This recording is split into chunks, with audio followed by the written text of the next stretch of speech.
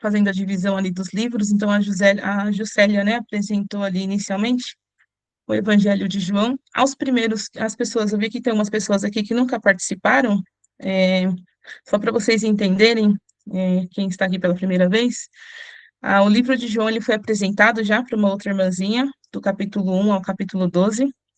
Basicamente, ali são os capítulos que abordam sobre a parte de Deus encarnado, sobre quem que é Jesus, eventos de milagres, né? É, toda a preparação ali para o sacrifício, e eu darei continuidade ali do capítulo 13 ao 21 e diante, tá? Então, esses capítulos aqui, eles narram ali a transição de Jesus, mestre, para Jesus Salvador, né? Ele vai preparar ali os seguidores dele para a ausência dele e como é que vai se dar o início ali da igreja, né? Então, aqui é uma virada de chave onde ele sai ali de uma comunicação mais pública e começa a conversar com seus seguidores ali, com seus discípulos mais próximos, tá bom? Vou passar aqui. Aqui é um breve roteiro aqui dos capítulos.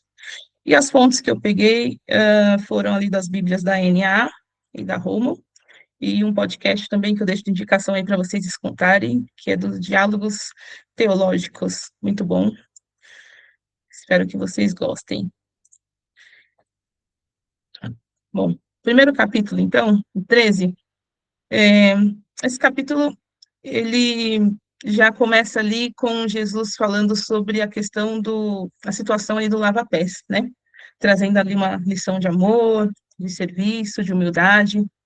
Então, naquela época, os lava-pés, ele era algo comum ali, né, cultural, um ato comum, porém era um ato que era realizado mais em função ali reservada para algum servo, né, de mais baixo escalão, geralmente algum escravo ali que era até mesmo um escravo não judeu. E quando Jesus ele faz isso, quando ele lava os pés ali dos seus discípulos, ele não está sendo só humilde, né? Ele está querendo demonstrar ali, inverter a situação e, e mostrar ali o que não é estar no topo de fato, mas ele está querendo mostrar a importância do ato de se ajoelhar, né? Um perante os outros. Então, ele já traz ali aquela lição. E Pedro é uma pessoa muito expansiva, né? Muito explosiva, como todos sabem, aí um personagem bem conhecido da Bíblia. É, tem uma reação ali talvez por um pouco de orgulho, um pouquinho de orgulho misturado com respeito, né? Os artigos trazem um pouco dessa mistura. E ele não suporta ver o mestre naquela posição de lavar os pés ali dos seus discípulos, lavar os seus pés. E aí ele fala que ele questiona, né? Ele fala para Jesus não lavar ali os pés dele, enfim. E aí Jesus diz para ele que o que ele está fazendo naquele momento ele não entenderia, né? Ele fala o que eu estou fazendo, vocês não entendem agora. E ele continua e frisa, né? Se eu não lavar, você não tem parte comigo. Então, ali, Jesus ele vai além de um costume social. Ele não está falando só da questão de lavar os pés, mas quando ele fala dessa forma, Pedro, então, ele age, ele fala assim, bom, então, não lave só os meus pés, né? Lave, então, a minha cabeça, as minhas mãos. E quando Pedro responde dessa forma, mostra que ele não entendeu muito bem que era algo além de servir um outro, de servir ao outro, né? Então, Jesus traz o ensinamento de serviço ali, mas vem logo em seguida com aquela analogia, né? É onde Jesus fala assim: quem já tomou um banho completo só precisa lavar os pés, ou seja, o resto do corpo já estaria limpo. É, e as fontes ali, os comentários, eles sugerem na parte do banho que seria a interpretação ali, mas aceita, né, entre os estudiosos, os teólogos, seria a questão de que esse banho, ele seria a purificação inicial, né, a salvação. Então, que é o que acontece só uma vez, e o lava-pés significaria a limpeza ali contínua que a gente precisa, que apesar de salvos, nós continuamos a nossa caminhada, a nossa jornada nessa terra, e continuamos nos sujando, né, nas poeiras da vida, e precisamos desse perdão e dessa purificação de forma contínua e constante. Então, essa parte, ela traz um exemplo literal de cultura e de serviço, que a comunidade deve seguir, se o próprio mestre está lavando os pés, então ele deixa essa lição para que a gente faça isso uns pelos outros, da mesma forma, mas, ao mesmo tempo, há essa metáfora mais profunda de que, sobre a limpeza espiritual, que só ele pode oferecer para nós, né, ele está deixando claro aqui que nós dependemos dele para essa salvação inicial, mas não só dessa salvação inicial, quanto para a manutenção da mesma durante o nosso dia a dia, né, dessa pureza contínua aí. E aí ele encerra dizendo que nem todos estão limpos, né? Ele fala assim, mas nem todos estão limpos. Então, causa ali meio que uma expectativa nesse cenário. E logo o cenário muda ali para a questão da traição, né? Jesus, ele apresenta ali de uma forma, né, se sente angustiado, e logo anuncia em seguida que um deles iria traí-lo, né?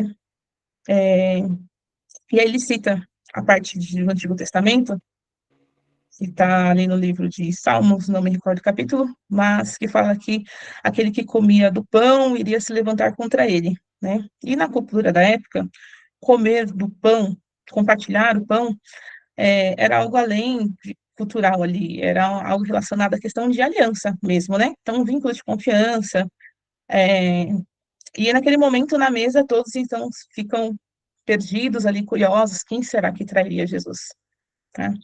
E Pedro dá um toque para João, que é o discípulo amado, que está ali ao lado de Jesus, e João então pergunta para Jesus quem é que seria aquele que iria traí-lo.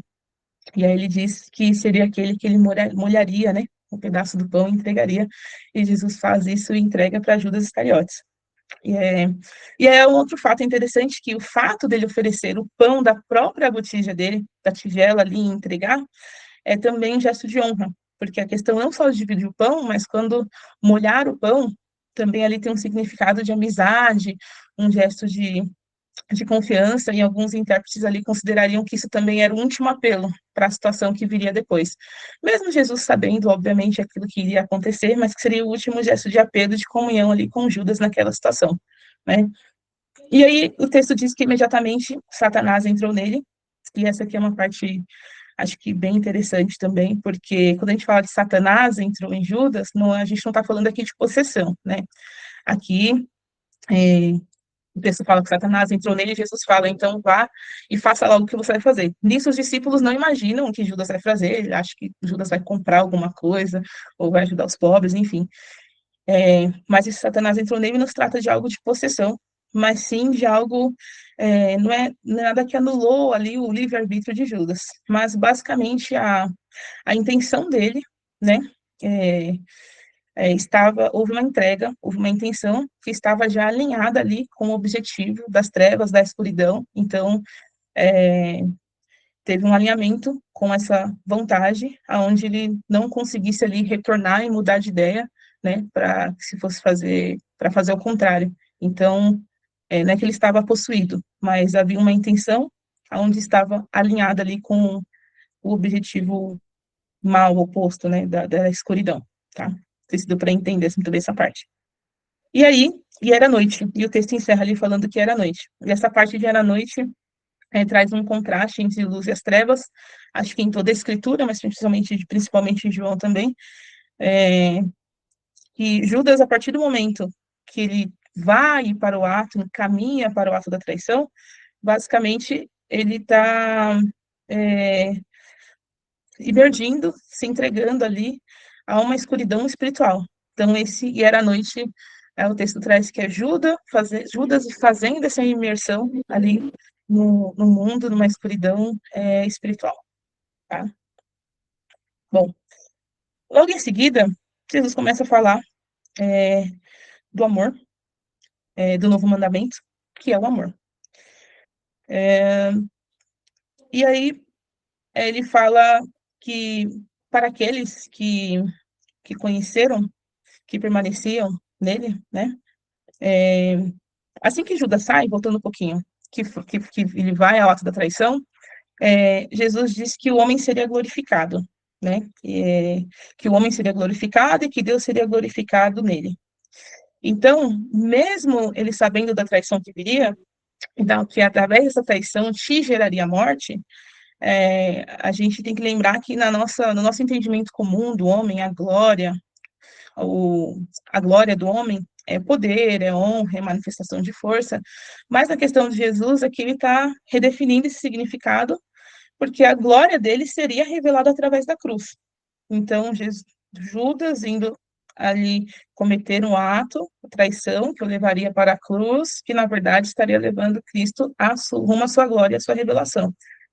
Ali seria plenamente seu amor revelado, né? Então, mesmo com a saída ali de Judas, ele quer mostrar aos discípulos que o plano dele não se perdeu e, na verdade, o plano dele ali estava se cumprindo, né? E ele vem trazendo a questão ali do novo mandamento, no versículo 13 e 34. Alguém pode ler esse versículo para a gente?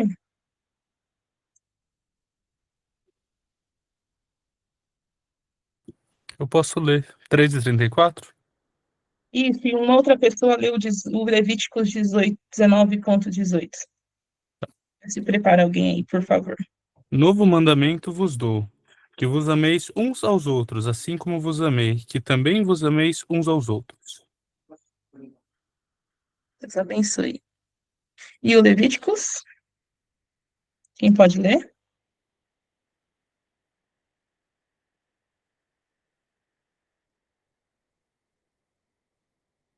Vamos lá, pessoal, para não virar um monólogo aqui, vamos participar aí. Ajuda a serva. Levítico 19.18.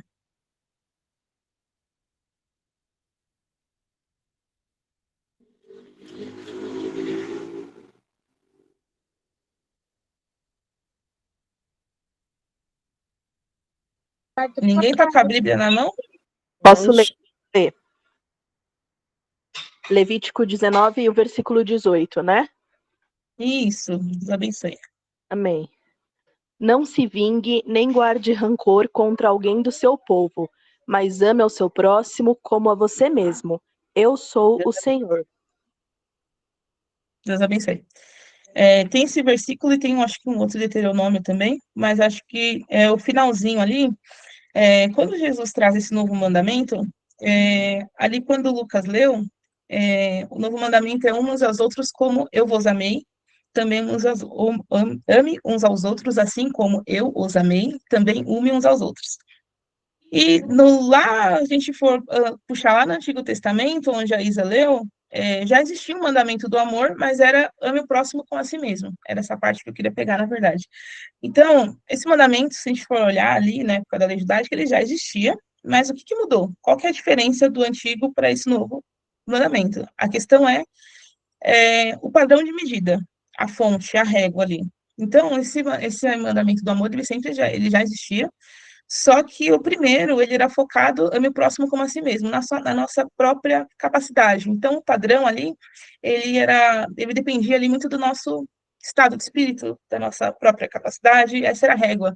E agora o novo mandamento, ele estava estabelecendo ali um padrão externo, ele está voltado a uma outra fonte, a fonte do amor de Cristo, um amor sacrificial, aquele amor que se doa. Então, não é que é uma nova regra do amor, mas a fonte é um resultado de ter recebido um amor diferente que nos gera um amor diferente. E aí ele dá sequência falando que nisso nós seríamos reconhecidos como seus discípulos, porque essa seria a identidade dos discípulos, essa seria a nossa identidade. Então, a nossa marca registrada e a marca registrada dos discípulos não seria ali uma questão de uma lista de rituais ou regras, mas sim o amor prático e visível na qual ele passou para nós praticarmos, e essa seria a nossa identidade no mundo, tá?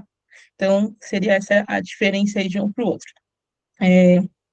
Bom, logo em seguida, ali tem a questão da queda de Pedro, o mais leal. Coloquei que Pedro é o mais leal, porque Pedro era conhecido ali como o discípulo mais leal, né, de Cristo, sempre estava colocando ali de corpo e alma se à frente a todas as situações e circunstâncias. E chega um certo momento que Jesus fala ali que ele vai ter que seguir em frente, vai chegar um momento que ele vai ter que ir e os demais não irão poder segui-lo, né? E aí Pedro, quando ele escuta isso, ele fala que quer ir com Jesus e que iria protegê-lo com todas as forças. E Jesus, de forma muito delicada, diz para ele que antes que o galo cante 3 vezes, ele iria negá-lo.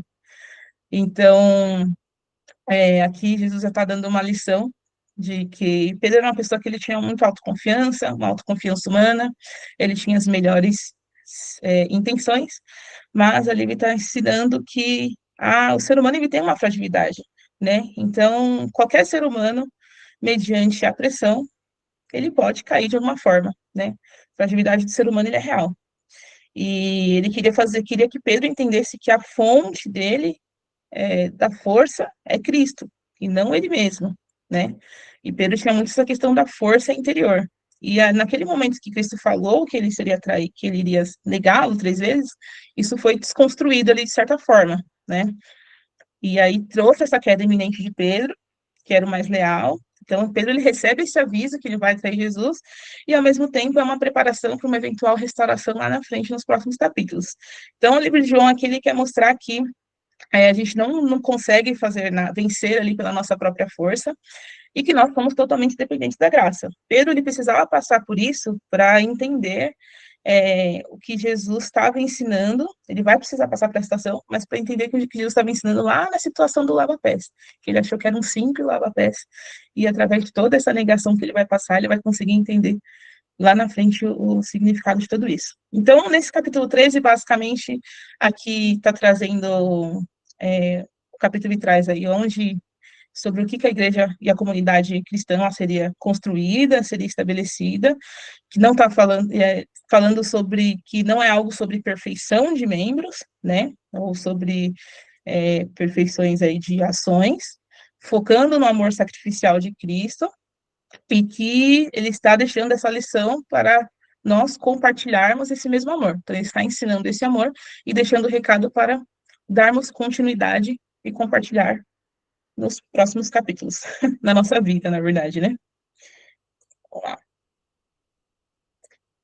Bom, encerrando aqui o capítulo 13, então, a gente entra no capítulo 14, Jesus, o caminho para o Pai. Aqui, Jesus inicia aí o discurso de despedida, né? Coloquei aqui discurso de despedida e aula de liderança em meio ao caos.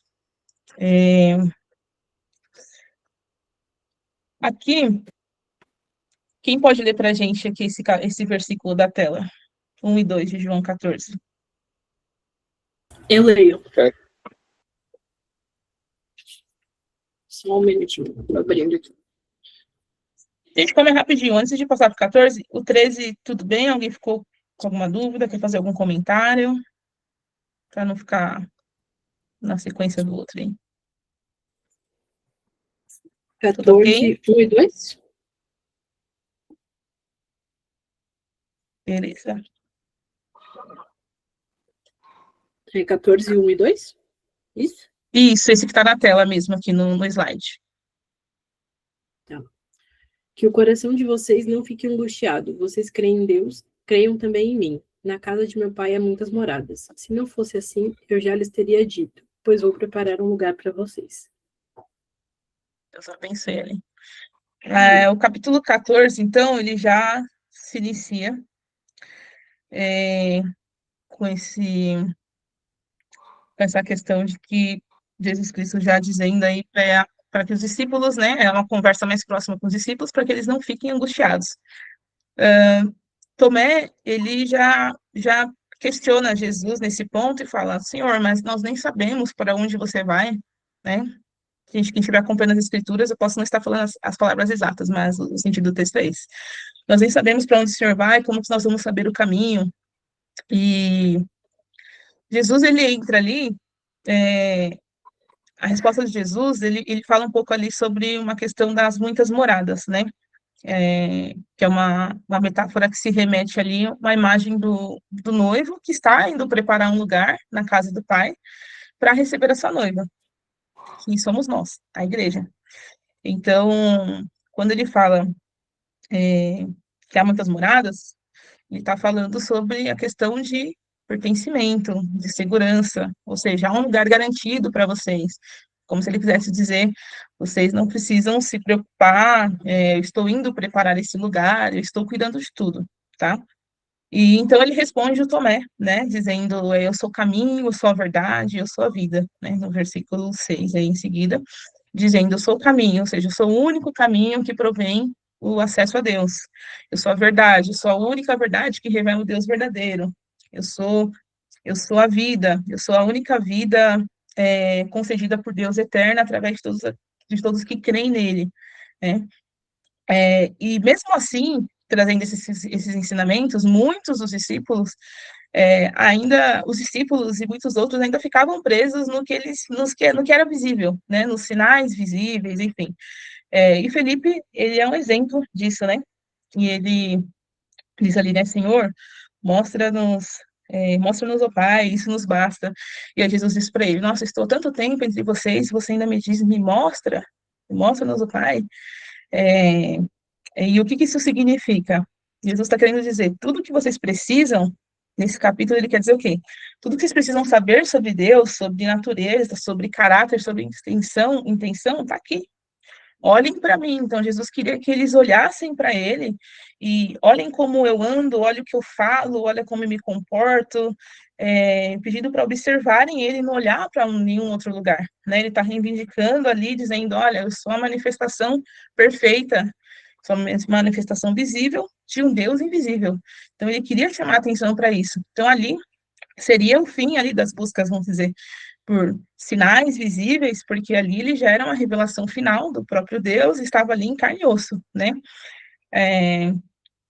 E ali me dá a continuação de que quem crê em mim, né? Ele fala, quem crê em mim fará ainda obras muito, muito maiores, né? E essa parte, ela é muito interessante. Eu tinha muita dúvida nisso antes, não sei vocês, mas eu, honestamente, antigamente eu ficava pensando assim, eu falava, como assim, obras maiores, né? Eu ouvia na pregação nos cultos, nas visitas, eu falava, como obras maiores se Jesus Cristo ressuscitou mortos, como que alguém vai fazer obra maior? Né? E os irmãos sempre pregavam como se fosse algo muito espetacular, miraculoso, assim, um outro nível. E aqui é muito legal, não sei se alguém já ficou encucado com isso também, que a interpretação que traz isso de forma muito clara e que é mais aceita no nosso meio é que essa obra maior, ela não está relacionada a poder, a algo espetacular, a mais espetacular do que Jesus fez, mas ela é relacionada à extensão, ao alcance. Ou seja, o ministério de Jesus, ele foi um ministério ali restrito, né, dentro de uma área geográfica que atingia um tanto X de pessoas, né, e a promessa era que as obras dos discípulos teriam um alcance maior, né, numa escala global, ou seja, não é sobre superação de poder, mas sim sobre ampliação de alcance. Então, isso serve para nós hoje mesmo. Hoje, por exemplo, nós temos o acesso à internet, uma mensagem de voz, de texto, de vídeo, sobre o evangelho, sobre a palavra de Deus, literalmente, ela alcança milhares, milhões, bilhões, trilhões de pessoas em segundos. Então, a gente pode também pegar essa situação e refletir, e será que a gente está também utilizando, eu não coloquei essa pergunta ali, mas me veio aqui agora, será que a gente está se utilizando e está aproveitando da forma correta, ou enfim, essa oportunidade que a gente tem hoje de poder alcançar essas pessoas, utilizando essas ferramentas que nós temos disponíveis nas nossas mãos. Então, fica uma reflexão para cada um de nós também. Né? E aí ele dá continuidade, depois falando, quando ele encerra esse capítulo, que é pedindo para que, quando eles realizarem oração, que façam oração no nome dele, porque é através da oração que tem a ligação com o Pai, né, com o poder do céu, enfim, para que eles consigam dar continuidade à missão na Terra. Tá? Aí, nesse capítulo 14, deixa eu passar aqui para o próximo slide, ele é um pouquinho mais extenso, então eu coloquei uma continuação aqui. Ele entra já ali com a questão da promessa do Espírito Santo, né? Então, Jesus, ele já começa ali a abordar a questão da promessa de trazer o capacitador, né? Que é a grande promessa ali do Consolador, porque ele iria, mas ele pediria ao Pai ali alguém para que ficasse sempre com eles, né? E tem uma palavrinha aqui que eu coloquei, que se chama Paracletos, não sei se vocês conheciam ou não, uma palavrinha original do grego, que ela tem ali um significado de, coloquei 3, mas tem outras palavras também que cabe também nesse contexto. Advogado, conselheiro, encorajador, basicamente significa alguém ali para dar suporte, apoio, que fica do lado, né? E Jesus, ele teria sido ali o primeiro paracletos deles, né? Só que eram fisicamente, né? E o Espírito Santo seria um paracletos da mesma natureza, mas com uma diferença sobre uma questão de permanência e forma de presença, né? Então, Jesus Cristo, ele foi um paracletos ali de forma externa e temporária, e o Espírito Santo seria algo de forma interna e permanente. Então, eles parariam de seguir um líder visível, que ia na frente dele, que eles conseguiriam ver, para uma presença que começaria a habitar dentro deles e que eles não veriam, né? E aí ele fala ali que o Espírito da Verdade, né, naquele versículo ali, ó, que o Espírito da Verdade, que o mundo não pode receber, porque não o vê, nem o conhece. Vocês o conhecem, porque ele habita com vocês e estará com vocês. Então, aqui, ele está dizendo basicamente que é uma relação, o mundo não pode receber, porque o mundo ele opera por princípios visíveis, externos, e o Espírito Santo seria algo interno e relacional. Então, por isso que só eles iam conseguir viver essa realidade, tá? Bom, aí aqui, eu coloquei uma frase que faz muito sentido ali no contexto desse livro, que é: a manifestação de Jesus, ela não é um espetáculo público, é Deus habitando na pessoa e a pessoa habitando em Deus. É profundo, pessoal e transformador, de dentro para fora e não de fora para dentro. Então, só uma ênfase aí do pouquinho do que nós já falamos.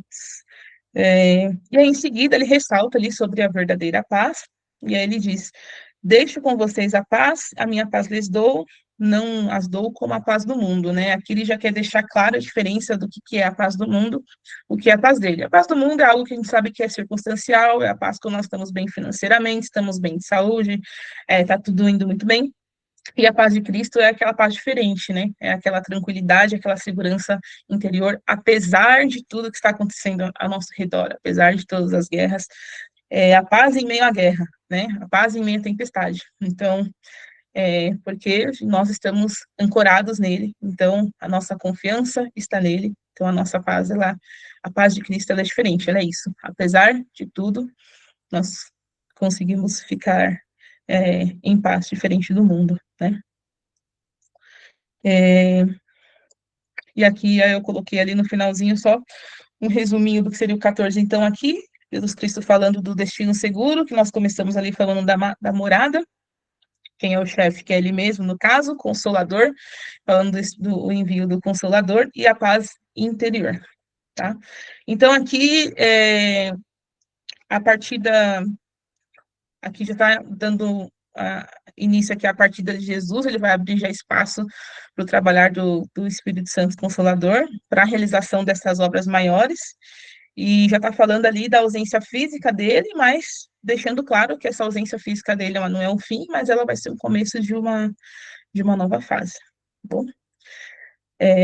Capítulo 14, alguma dúvida, algum complemento? Alguém quer complementar algo, compartilhar alguma curiosidade? Fica à vontade.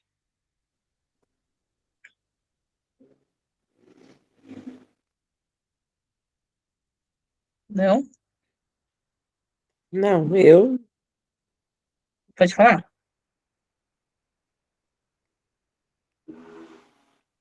Achei que alguém ia falar alguma coisa. Pode falar, gente.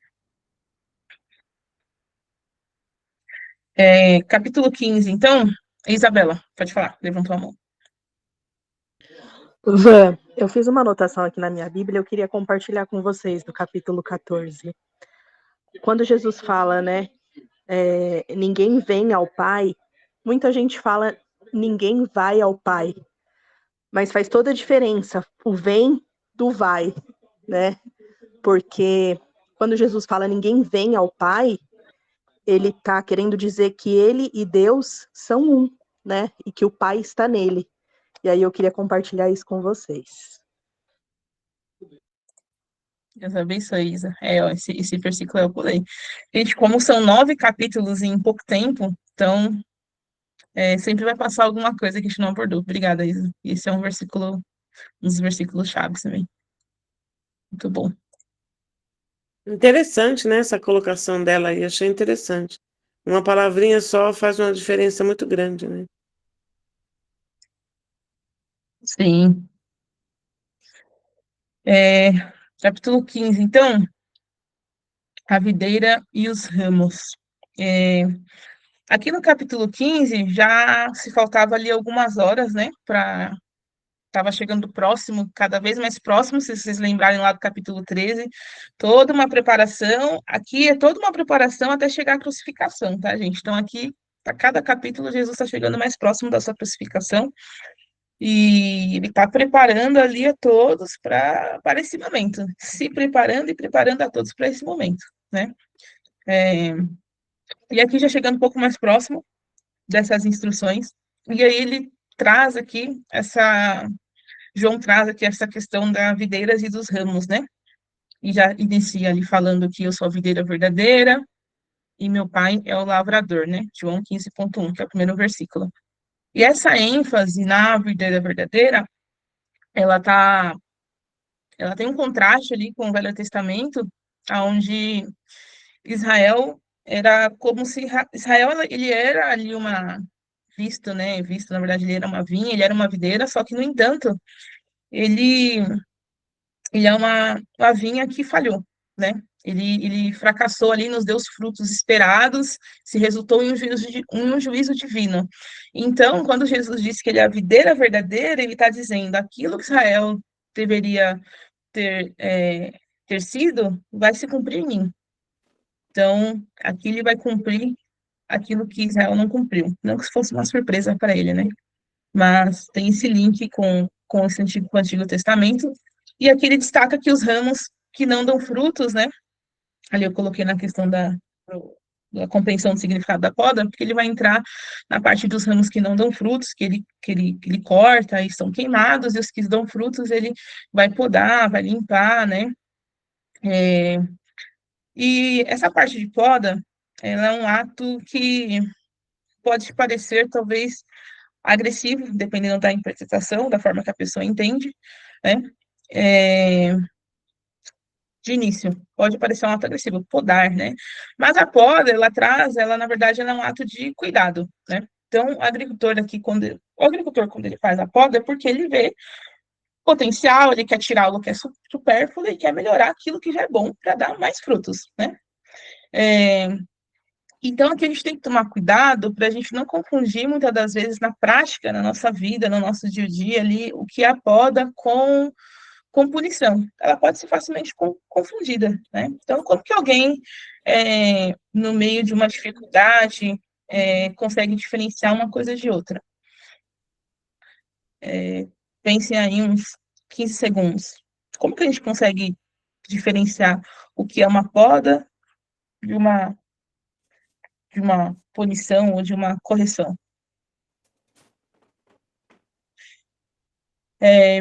Nele eu coloquei o significado de permanecer, né? E a palavra permanecer, ela explica isso, né?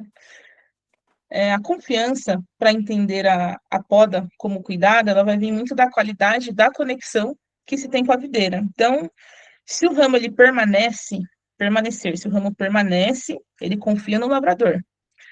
Fora dessa relação de confiança, a poda ela se torna sua dor. Dentro de uma relação de confiança, essa poda ela ganha um propósito, se torna cuidado. Então, quando ele diz ali, permaneçam em mim e eu permaneço em vocês, claramente, permaneçam em mim. Permanecendo nele, temos confiança, cuidado. Se eu não permaneço, não tenho confiança. Eu vou achar que é punição. Então, a gente entendendo esse propósito, permanência nele, a gente entende que não é um processo passivo, mas que é um processo ativo de relação contínua, que implica obediência, comunhão e, consequentemente, brota frutos. Certo? Aí eu coloquei ali servo versus amigo, porque logo em seguida ele vem com o versículo ali, né? O livro de João já não chama vocês de servos, porque servo não sabe o que faz, o que o seu senhor faz, mas tenho chamado vocês de amigos, porque o servo, basicamente, ele só obedece, né? Só vai seguir todas as regras ali, mas não faz parte dos planos, e o amigo, ele está dentro do círculo de confiança. E os discípulos de Jesus Cristo já estavam dentro desse círculo, né? De confiança. Jesus Cristo ali já tinha feito eles conhecer ali qual que era a vontade do Pai, já tinha os tornado participantes dessa missão. Então, ali ele redefiniu a hierarquia, colocando eles como confidentes, e reforçando novamente o mandamento de ame uns aos outros, como eu vos amei, e que ninguém teria maior amor do mundo ali, maior amor do que, ninguém teria maior amor do que ele, né, para dar a vida aí pelos seus amigos. E aí, tudo acaba se conectando com a questão do frutos que falamos lá no início. Não é uma questão só de sentimento, mas é uma evidência visível, é uma manifestação prática de que um ramo está é uma manifestação prática de quando um ramo está verdadeiramente conectado à videira. E aí eu coloquei uma frase aqui, que permanecer em Cristo é causa e efeito. Acho que a frase já diz tudo, né? Sem Cristo, então, tem efeito algum. No capítulo 15, tem uma volta aí de 180 graus. Então, ele veio, falou do amor, falou dos frutos, e aí agora ele para de falar do amor e aí ele começa a falar de ódio. Jesus começa a falar do ódio, né, da hostilidade no mundo, né, e ele já se inicia ali falando, se o mundo vos odeia, saiba que antes de odiar vocês, odiou a mim. E a hostilidade do mundo, basicamente, é o sistema que é oposto aos valores de Deus, né? Então, é uma consequência da nova identidade dos discípulos. Ele está dizendo, ele já está avisando ali que é algo que eles não deveriam se surpreender, que isso já aconteceria, né? E que por eles não permanecerem, por eles não pertencerem, aliás, desculpa, dentro daquele sistema do mundo, eles eram um corpo estranho ali. Então, a reação seria essa, né? Não teria um outro caminho. Aqueles que o ódio contra os cristãos não é porque eles estavam fazendo algo errado. Isso serve para nós também, tá? Não é porque estamos fazendo algo errado se sofremos algum tipo de hostilidade, mas muito pelo contrário, é porque nós estamos no caminho certo, que a gente possa ter isso sempre na nossa mente, no nosso coração. E aí, uma pergunta aqui para refletir também: se um cristão não encontra nenhuma oposição de valores no mundo, quer dizer que ele não está dando fruto de verdade? Essa pergunta é legal. Alguém quer responder ela? Alguém quer comentar alguma coisa? Eu vou repetir aqui, ó. Se um cristão não encontra nenhuma oposição de valores no mundo, quer dizer que ele não está dando fruto de verdade? Alguém quer participar? Não tem certo, não tem errado.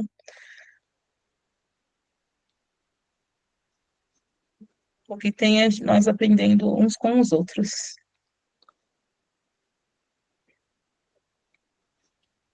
Talvez, né? Se. Dá pra me ouvir? Dá pra me ouvir? Falar um pouquinho mais alto, Daniel. Dá pra me ouvir? Tô ouvindo. Talvez possa o cristão esteja num processo de amadurecimento, ainda não amadureceu, né? Se Tem ele essa não lógica. encontrar nenhuma oposição, ele está em amadurecimento. Uhum. Sim, Boa, se bom ele ponto. continuar a buscar a verdade, né? Aí se estagnar, aí, né? Bom ponto. Possa ser que aquele que não encontrou ainda esteja num processo de amadurecimento. Bom ponto. Mais alguém?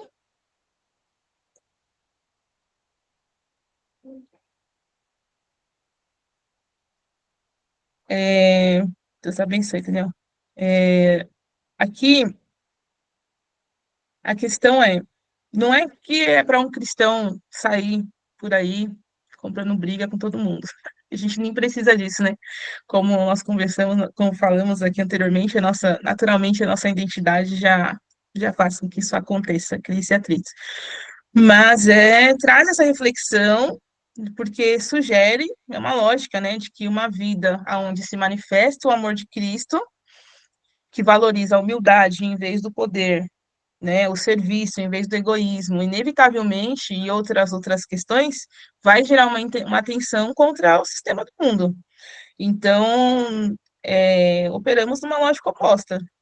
Então, se você é cristão de fato e há uma ausência total de atrito com o mundo, acho que acho não, as escrituras trazem que é um sinal de alerta, né?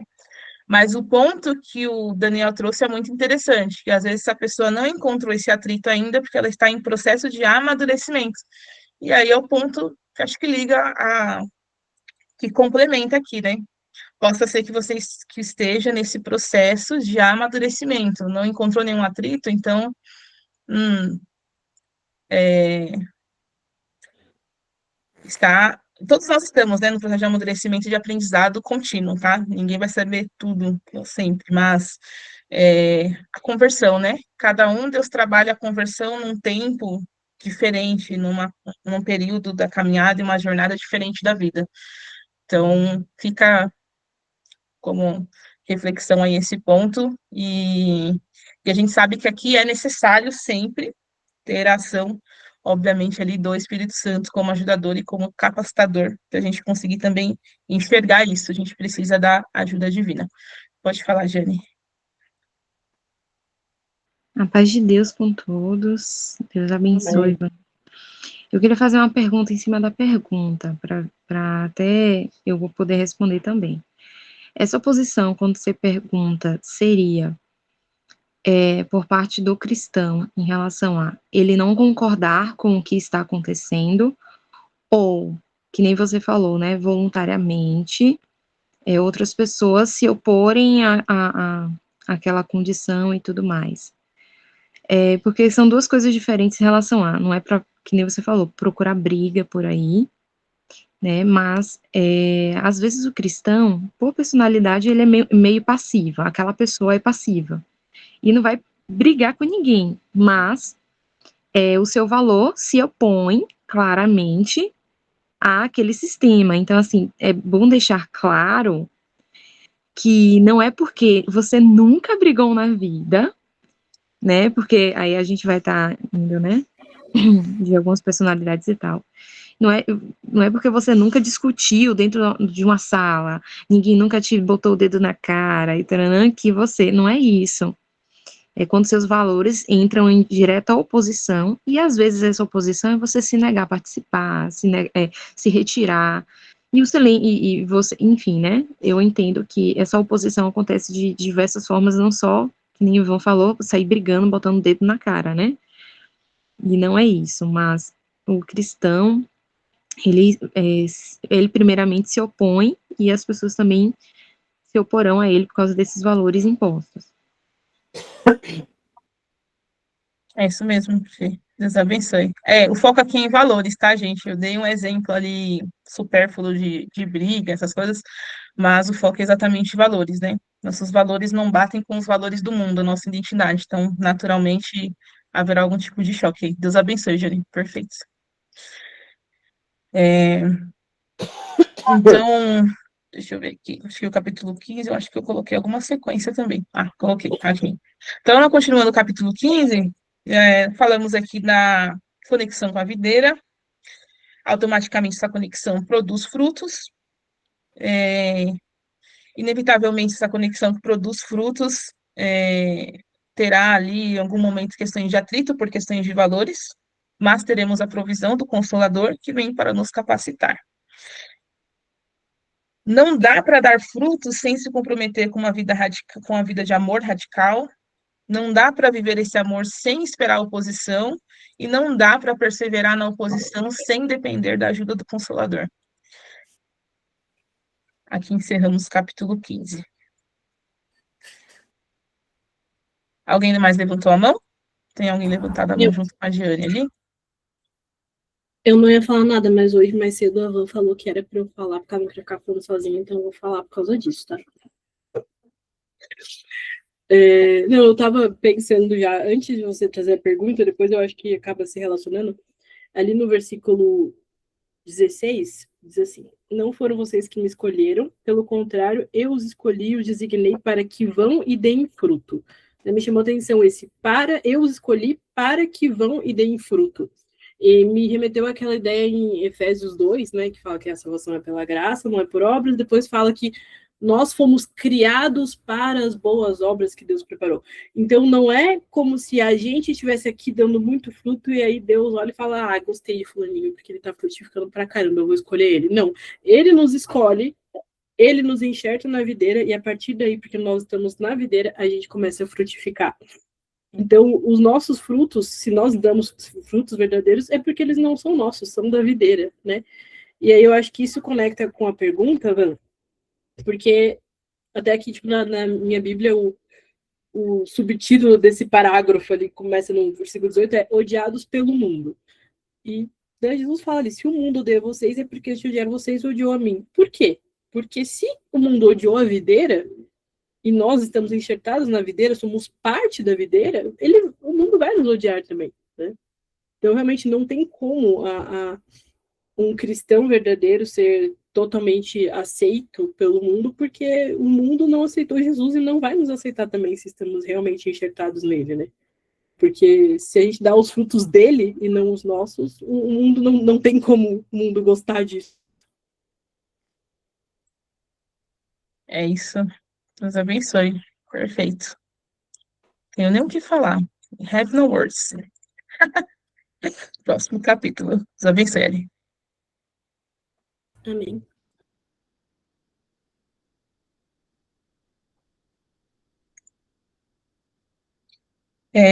Bom, seguindo aqui então, capítulo 16, Jesus preparando os discípulos para o mundo, sem a sua presença física, e o papel do Espírito Santo, e o que realmente significa aí a vitória dele sobre o mundo, tá? Já na imagem ali, eu trago o primeiro versículo, né? Tenho dito estas coisas para que vocês não se escandalizem, eles expulsarão vocês das sinagogas. Então, aqui, ele já está dizendo na parte da expulsão das sinagogas, de que muitos ali seriam, em algum momento, cortados das suas comunidades e identidades religiosas, redes de apoio, né? E ele continua dizendo, ali no decorrer dos versículos, que chegaria também a momentos ali, uma certa hora, que muitos matariam em nome dele, achando que estariam servindo, né? E prestando culto a ele. Que é o que acontece hoje em dia, né, em muitas religiões bem radicais, aí, islamismo, etc. E ele deixa claro que isto eles estariam fazendo, mas por não conhecerem o Pai de fato, né? E ele não provinha de fato de uma fé verdadeira, e sim de uma ignorância espiritual profunda. Então aqui Jesus está dando aos discípulos uma lente nova para o futuro. Ele está mostrando ali, avisando do sofrimento que haveria de vir, né? Então, ele como se ele dissesse ali, a perseguição, ela vai vir, ela virá, mas não pense que o plano falhou.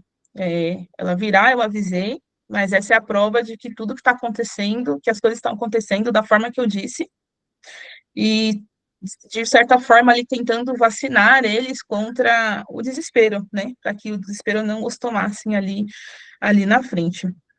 E em seguida Jesus fala ali da sua partida, e ele diz que para o bem deles, se não for que ele teria que vir, porque se ele não for, o Consolador não viria, né? E o trabalho do Espírito Santo é convencer o mundo do pecado, da justiça e do juízo, do pecado, porque devido àqueles que não creem nele, né? Então, não é convencer o mundo das coisas que eles não conseguem fazer e da lista de regras que eles não conseguem seguir, não. O objetivo do convencimento que ele está falando aqui é expor ao mundo o pecado fundamental, a raiz de todos os outros pecados, que é a rejeição de Jesus, a incredulidade. Então, aqui não é sobre o que as pessoas fazem, mas sim a quem eles estão rejeitando. Então, o objetivo do Espírito Santo, primeiro, é convencer o mundo do pecado e mostrar a quem eles estão rejeitando, que é Jesus Cristo. Essa é a base de todo o pecado aí, tá? E depois, em seguida, ali, o que seria convencer aí o mundo da justiça. Então, ele fala lá que da justiça, porque eu vou para o Pai, e depois que eu for para o Pai, vocês não me verão mais. Então, aqui, Jesus, quando ele passou pela terra, ele foi considerado um criminoso, um blasfemo, enfim, mentiroso, e Deus, Deus e o Espírito Santo em si, o exalta, né? Então, há um veredito que anula todos esses julgamentos contra ele, mostrando que eles mataram, na verdade, o verdadeiro e o justo, né? E aí a gente tem sempre muito essa visão de que do Espírito Santo como consolador interno dos nossos corações, mas nesse cenário ele tem um papel público de confronto com o mundo, para mostrar, olha quem vocês mataram. Ele era de fato o Deus, o verdadeiro, né? E o terceiro papel, que é convencer o mundo do juízo. E ele fala que o príncipe do mundo já estaria julgado, né, quando ele fala do juízo. Que o príncipe do mundo que é o Satanás. Então, a cruz, ela é a maior vitória contra as trevas, né? Aonde exatamente ele é julgado e aonde exatamente ele é condenado. A obra do Espírito Santo é aplicar essa sentença que foi dada, e a vinda do Espírito Santo, ela não é só para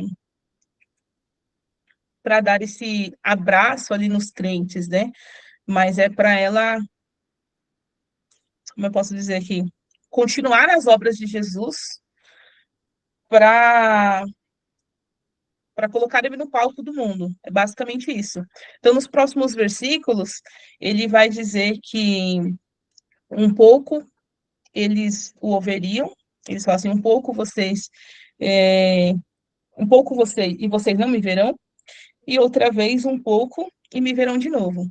Então, aqui, os discípulos ficaram um pouco perdidos, sem entender muito bem a que se referia esse um pouco, me veriam, um pouco, não me veriam, mas aqui, basicamente, ele está falando um pouco, não me veriam, seriam porque a morte da cruz dele já estava chegando, né, a morte, o sepultamento, e depois o pouco que veriam seria na aparição, né, na ressurreição, tá? Aí aqui, deixo aqui uma perguntinha para vocês. Essa pergunta aqui, se vocês quiserem printar e depois discutirem, conversar sobre isso no grupo, tá? Será que a compreensão é um evento único de tudo? Ou um processo de jornada gradual de descoberta, na qual nós somos guiados à medida que nos tornamos capazes de suportar um pouco mais da verdade? Acho que aqui... Aliás, voltando um pouquinho aqui, galera, eu pulei para a pergunta, né? E eu não expliquei aqui a questão da analogia da mulher do parto. Mas fica essa pergunta, porque essa pergunta aqui eu trouxe mais para vocês discutirem no grupo depois. Tira um print, tá bom? Tem a analogia que ele traz aqui da mulher do parto, que é a questão ali depois que ele fala a questão ali de que eles não iriam ver mais, depois iriam ver um pouco, o livro ele já entra sobre a questão ali do parto, né? A dor da mulher do parto é aquela dor insuportável, né? Enfim, que não é agradável, mas quando a criança nasce, é uma alegria imensurável que faz esquecer toda a dor. E aí toda aquela dor, ela se apaga. Então, a dor da crucificação, é isso. Ela é uma dor que ela seria real, mas era um prelúdio ali para uma alegria que viria enorme, sem igual. Então, ele fala ali para quando for pedir algo, pedir em nome de Jesus para ter o acesso o acesso direto a Deus, e que essa alegria seria completa, e que estaria chegando o momento ali para eles poderem falar abertamente, e a ficha deles começam a cair para entender que Jesus chega um momento que eles falam assim, eles começam a entender o que está acontecendo, eles estavam no processo de entender que estava chegando a crucificação, e aí Jesus em um certo momento fala assim, então agora vocês creem? Vocês creem agora? E aí é que vem essa parte aí de Zacarias, né? Da dispersão, onde está ligado a Zacarias, né? Porque lá ele fala que chegaram momentos que agora vocês creem, mas chegarão momentos que vocês ficarão dispersos e ficarão sozinhos e me deixarão sozinhos. E está ligado ali no Antigo Testamento que já havia essa profecia, né? Ali Zacarias 13:7, que é filho o pastor e as ovelhas se dispersarão. Então, ali, ou seja, já está dizendo que o ato deles abandonarem e fugirem já era algo que já estava previsto nas Escrituras, né? Já era parte do plano de Deus isso. Então, Deus, ele tira o foco de todo o fracasso deles, o foco não é no fracasso deles, por eles serem dispersos, mas ele está colocando ali em foco a soberania e o plano de Deus. Isso é maior. Né? E aí Jesus, ele afirma que ele não está só, que o Pai estaria com ele, e ele finaliza dizendo ali para que eles fiquem nele, que tenham paz nele, e que eles teriam aflições, mas para eles seguirem ali tendo um bom ânimo. E que eles teriam, e que ele venceu o mundo, né? E aí ele fala assim, olha, eu venci o mundo. Então, quando ele fala eu venci, ele está falando já de uma vitória completa, de algo decisivo, de algo que já foi ganho, não está falando de algo que vai acontecer, não, ele já está falando que outro já foi derrotado, então já está falando de uma vitória já dada, que já está na mão dele. Então, no meio de tudo isso, Jesus ele ainda tinha muita coisa para dizer, mas que os discípulos não podiam ali suportar e aguentar ali aquelas informações no momento, e que aos poucos a verdade, o Espírito Santo iria os guiando. E aí é que vem essa pergunta, eu tinha pulado, né? Então, eles não teriam capacidade de suportar aquilo naquele momento, aos poucos o Espírito Santo iria os guiando, e aí vem a pergunta de, será que essa compreensão é um evento único, ou será que ela é um processo gradual de descoberta, na qual a gente é guiado à medida que a gente se torna capaz de suportar um pouco mais a verdade. Tá? Seria isso.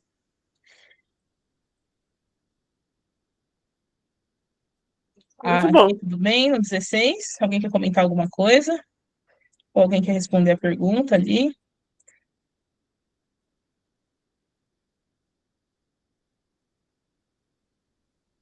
Para mim está completo, bem esclarecido.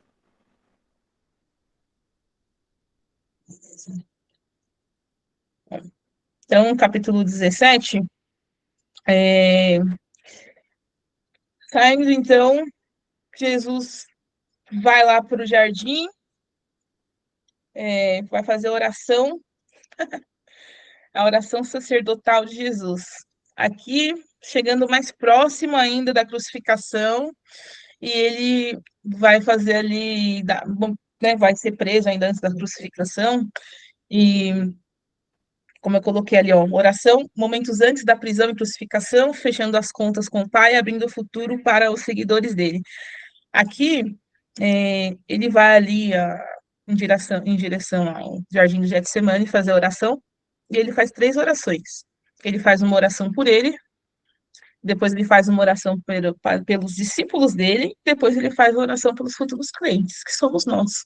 Graças a Deus, né? Ele orou por nós. Amém, Deus.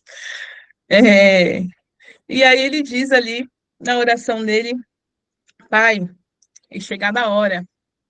Ou seja, todo o evento para que ele se preparou a vida toda, todo o ministério dele apontava para essa hora, né? A missão dele na Terra. Ele veio para isso. Essa hora a gente já sabe qual era a hora, né?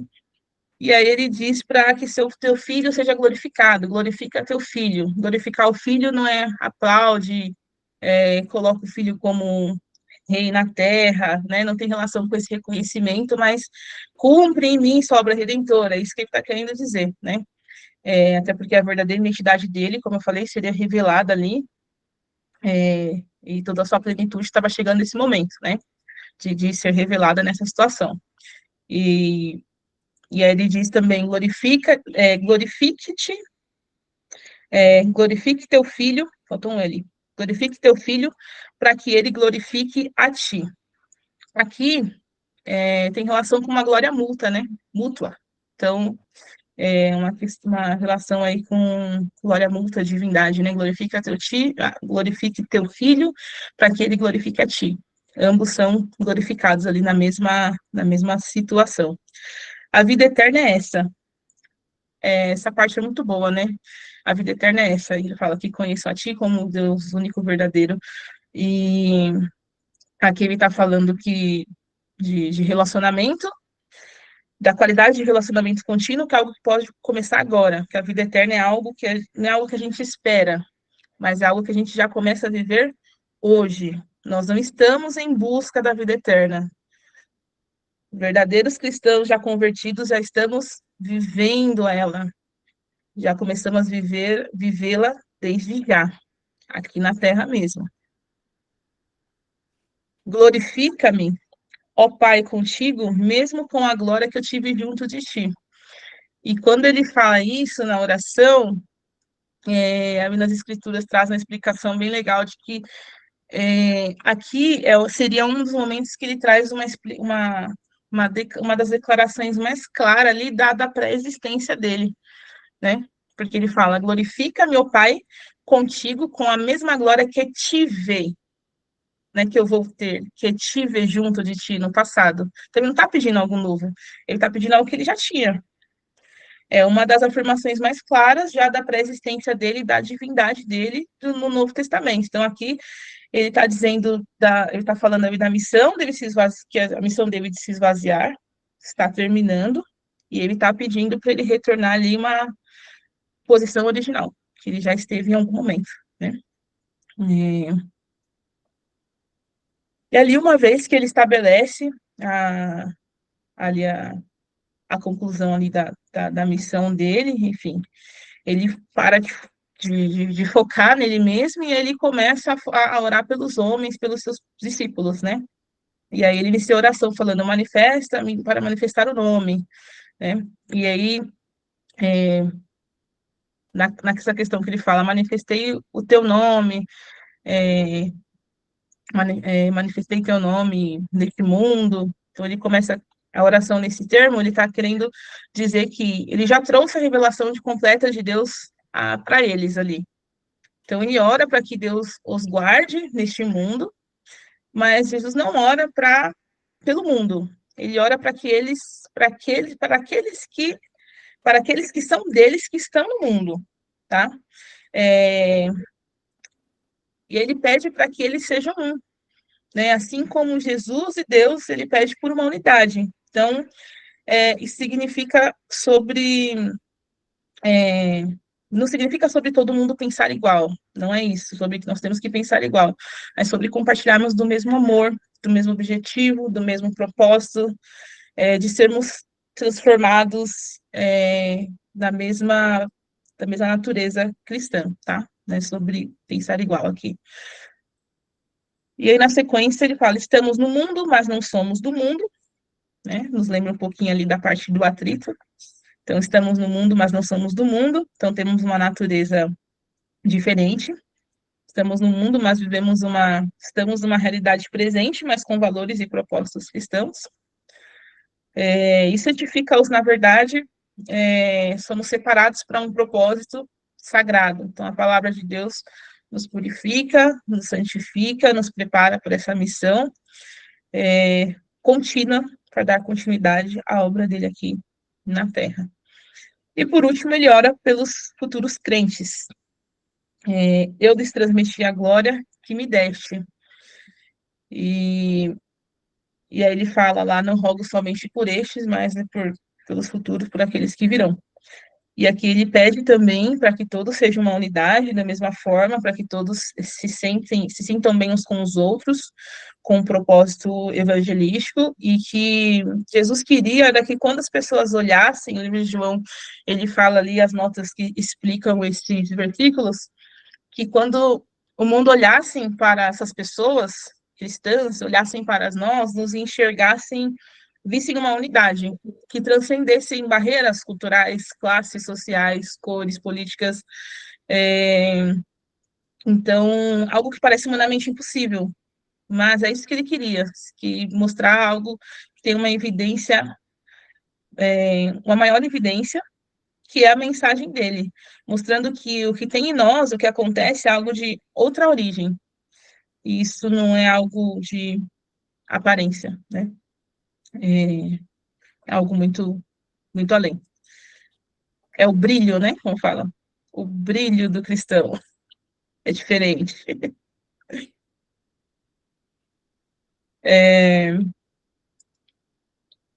E aí, quando só concluindo ali a parte da transmissão da glória, Jesus ele manifestou o amor, a justiça e a misericórdia, e a dar essa glória ele capacita através do Espírito Santo, que reflete esse caráter divino para o mundo. E essa glória aqui, ela não é algo místico, tá? Pelo menos não nesse contexto aqui, ele não está falando de algo místico. Ele está falando de como as pessoas vivem, como as pessoas se tratam. É a semelhança do caráter que cria essa verdadeira unidade. Então, não é forçada por regras, mas ela cresce dentro de uma natureza interna, interna, que ela é externalizada e é compartilhada na prática, tá? Essa é a nossa identidade. E aí Jesus, ele encerra desejando que o amor com que o amaste, Deus, né? Que Deus o amaste, eu neles esteja, e que esta relação esteja entre eles e os seguidores. Então, esse mesmo amor, esse mesmo relacionamento entre Jesus e Deus, ele deseja para que esse amor esteja conosco. Novamente, Jesus aqui falando do amor e do amor. É a base, né? Basicamente, de quase todas as coisas. Algum comentário sobre capítulo 17?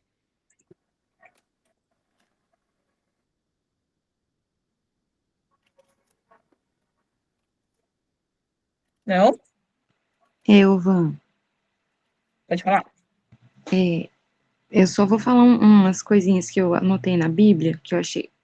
Quando você falou da glória, eu disse assim, ela vai falar. Aí eu vou. Quando você falou no final, eu disse, agora eu vou falar.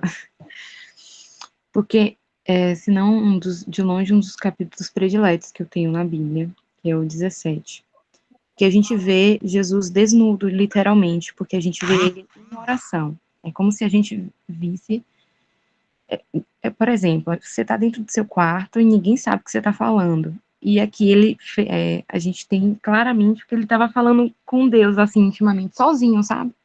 Então, é uma coisa íntima entre eles dois. Então, é uma coisa linda que é como se a gente estivesse vendo o coração dele. E o que foi que ele se preocupou, né? Naquele momento de dor.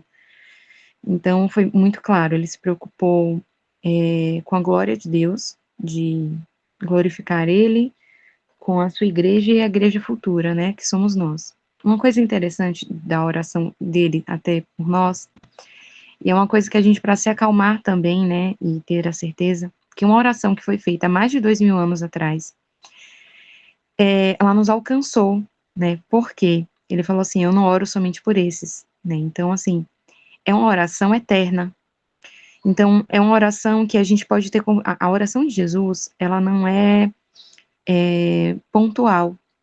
É uma oração que alcança todos os crentes, até a volta dele, né? Então, assim, é uma oração eterna. Então, a gente está diante de uma oração eterna. E que não, o poder dela é tão grande, né? Que nos alcançou. E vai alcançar, depois de nós, todos aqueles que irão crer nele. Então, aí ele já deixou aí uma intercessão eterna por nós, né? Naquele momento de dor. E uma coisa, logo no início, interessante ali, é quando ele fala assim, Pai, chegou a hora, glorifica o teu filho. E aí a gente pensa assim, tá, ele vai ser glorificado. Que tipo de glorificação ele recebeu logo após? Porque logo disso daí veio a crucificação. E a gente acha, e a glória é diferente do que o ser humano pensa, a glória vinda de Deus é totalmente diferente. E quando a gente pensa em dor, pensa em sofrimento, a gente não acha que aquilo é glorioso, que aquilo é uma glória, que aquilo é Deus glorificar o seu nome sobre nós. E Cristo ser levado à cruz foi Deus glorificar ele. Então, Cristo estava Deus e o próprio Cristo estava sendo glorificado em meio à dor, em meio à cruz. Então, essa foi a glória, né? Então, em meio à dor. Então, às vezes, a gente se baixa, assim, como cristão, porque a gente é corpo. E a gente vai sofrer o resto das dores, né? Então, só para a gente ter esperança, né? E confiar também nessa oração eterna do Senhor. Deus abençoe, Gê. Isso mesmo, Deus abençoe. Mais alguém? Vamos lá, capítulo 18. Chegou então ali o temido e esperado momento da prisão de Jesus, que não era temido, né, gente? Temido só pelos discípulos, mas Jesus já estava preparado para a sua glória, como disse a GI, muito bem esclarecido. Jesus estão ali no jardim de Getsemane após realizar sua oração. Judas, o traidor, ele chega ali com os sacerdotes, fariseus e um número X ali, que acho que a Bíblia até cita, uma multidão, enfim, de policiais e soldados, e ele pergunta, Jesus, na verdade, que pergunta para eles, né, quem que eles estão procurando, e eles falam, estamos procurando Jesus de Nazareno, e ele fala, sou eu. E aí, nesse momento, soldados, as escrituras trazem que os soldados recuam para trás e que eles caem de forma involuntária ali, mesmo sem eles entenderem porque eles caíram, mas porque essa questão de declaração sou eu, que ele disse sou eu, já era algo já forte ali, uma declaração de divindade mesmo, já ligada ali ao Antigo Testamento. Então tinha algo de diferente que eles não sabiam explicar, né? E nesse momento Jesus ele não estava sendo capturado como uma vítima, não, ele estava se entregando ali porque ele tinha todo o controle da situação. Simão, sempre querendo proteger Jesus, ali ataca, né, o servo ali oposto do soldado, é repreendido e ainda fala ali para Jesus ainda fala ali para ele, não beberei eu o cálice que o pai me deu? O que ele quer dizer? A missão dele não seria cumprida na espada, né? Então, mas na submissão a um plano de amor maior. Então, e esse plano incluía o sofrimento, exatamente como a Jane disse. Então, ele é levado ali para os chefes, né? Enfim. E, aliás, por um chefe ali que já era um chefe corrupto, que já tinha sido deposto e que controlava ali naquele tempo, Anás, se eu não me engano, enfim, foi levado ali, chegou ali, ele foi interrogado, mas ele deixou claro que o ensino dele era público, ele não estava fazendo nada proibido, nada de errado segundo as regras e as leis ali da época, e ele exige ali, então, as suas testemunhas, e o que ele recebe em troca é um tapa na cara, é isso que ele recebe, né? E nesse momento, enquanto ele está ali enfrentando aquelas autoridades, mesmo que corruptas, do lado de fora, se cumpre o que nós falamos lá no início, Simão Pedro nega ele 3 vezes. Eram os discípulos mais próximos e sob pressão, até o discípulo mais convicto, ele pode falhar. Então, quando Jesus estava lá dentro, se mantendo firme e forte como uma rocha, Pedro, que era conhecida e tinha um nome significado como pedra lá fora, essa pedra não tinha nada de forte, já estava se desfazendo e negando, né? Para se cumprir também as escrituras. Jesus, então, ele é levado ali diante de Pilatos, o imperador, que pergunta para ele, você é o rei dos judeus? E ele responde, meu reino não é deste mundo. E ele não nega que ele é rei, ele só falou que o reino não é deste mundo, porque a luta dele não era contra a espada, o reino dele não era um reino militar, né? Era um reino baseado totalmente na verdade, e aí ele fala que o reino dele é baseado na verdade. E aí Pilatos pergunta para ele, então, o que é a verdade? Mas ele pergunta e não quer saber a resposta. E basicamente vira as costas e não escuta a resposta ali, porque a verdade para ele, na verdade, pouco importava. E ali ele acaba apelando por um costume da época, da Páscoa ali, tomando ação para que a população escolhesse ali para libertar um prisioneiro, né? E ele colocou para escolher ali entre Jesus e Barrabás. Barrabás, ele, como eu coloquei aqui, ele tem uma origem aramaica, esse nome, né, de Barrabás ali, ele tem um significado.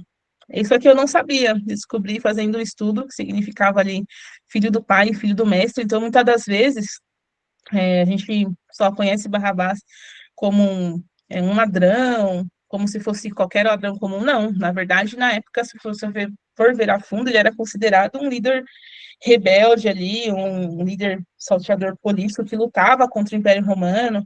Então, ele não era um criminoso comum. Tinha algo muito além. E o nome dele traz muito disso também, porque ele traz um nome como filho do pai, filho do mestre, mas ele não era o verdadeiro. E era ali o falso contra o verdadeiro. Então, tinha algo ali muito mais profundo, né? Jesus, o verdadeiro filho do pai, e Barrabás, que trazia isso no nome também. E aí eles escolheram, obviamente, ali a revolução que eles podiam ver, como eu coloquei, em vez da redenção que eles não podiam compreender, que era Jesus Cristo. E ali a reflexão aqui é que aqui, na verdade, não foi só uma história, né?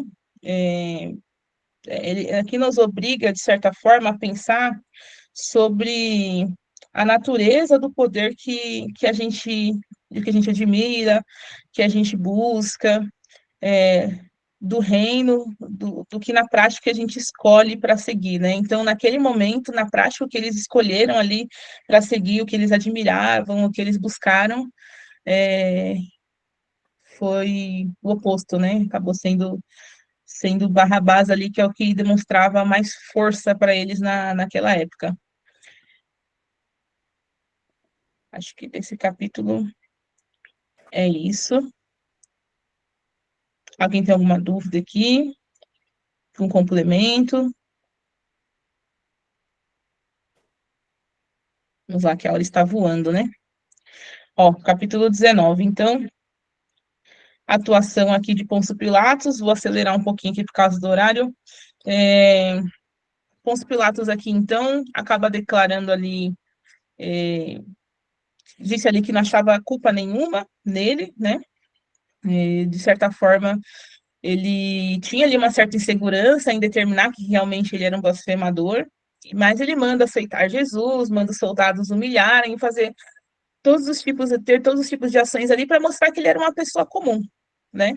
Que não oferecia nenhum tipo de ameaça, algo do tipo, mas nada adiantou. No final, escolheram Barrabás de certa forma, até que disseram, né? Olha, se você soltar Jesus, você não vai ser considerado amigo de César. E ser amigo de César na época não era algo simples, era algo de respeito, de prestígio, né? Era basicamente um título oficial ali entre os governadores. Então, quando eles falam isso, já deixaria de ser uma escolha entre Jesus e Barrabás, né? Seria algo ali entre escolher Jesus e a carreira dele, né? Enfim, o nome dele, né? O prestígio dele. Então, a acusação, ela mudou ali para uma traição ali contra o povo dele e todo o governo.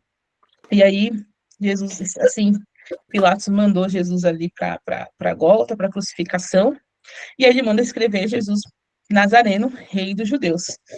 E essa escrita, ela é escrita em 3 línguas, né?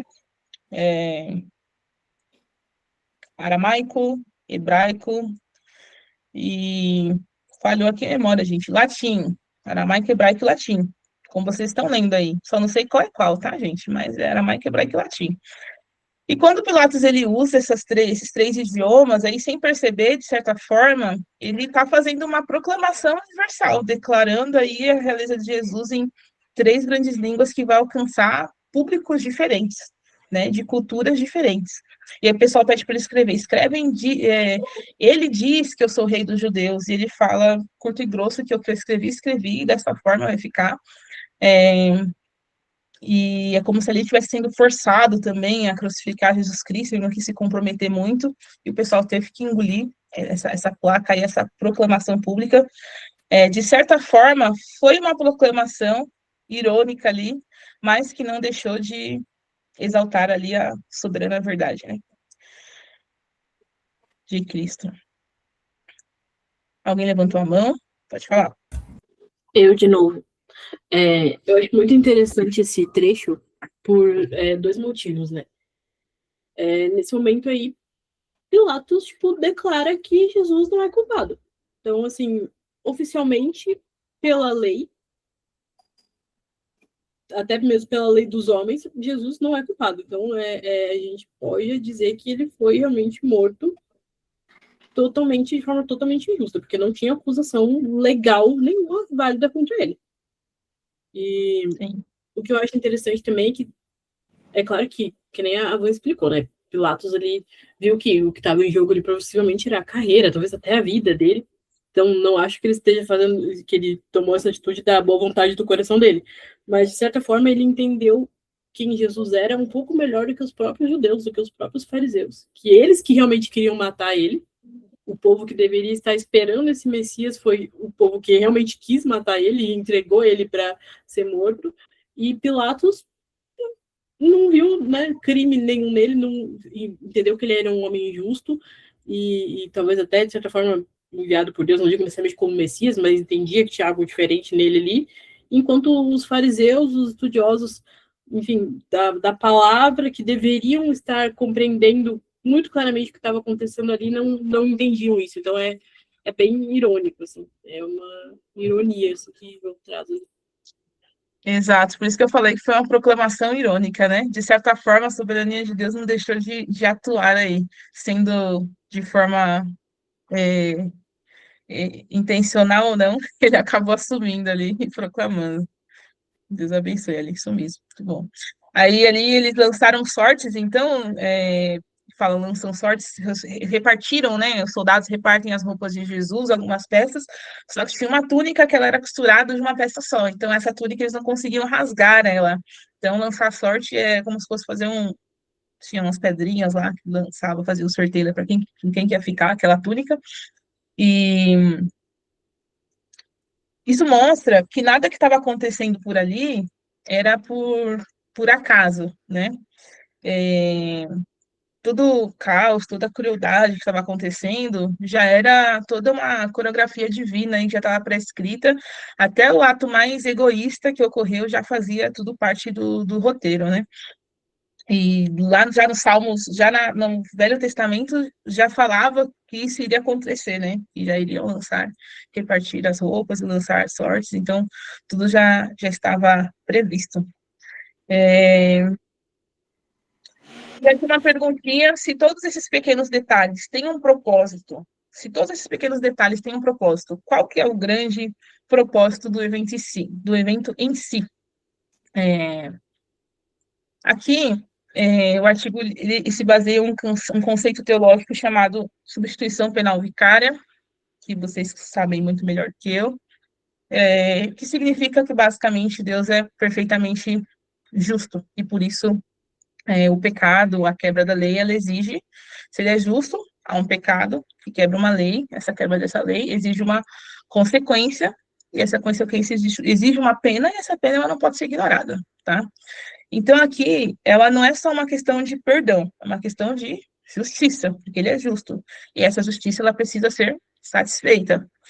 E essa visão, e segundo isso, essa justiça, ela se satisfaz na cruz, que é por onde Deus provê a misericórdia, por onde Deus, por misericórdia, provê um substituto para receber essa pena, né?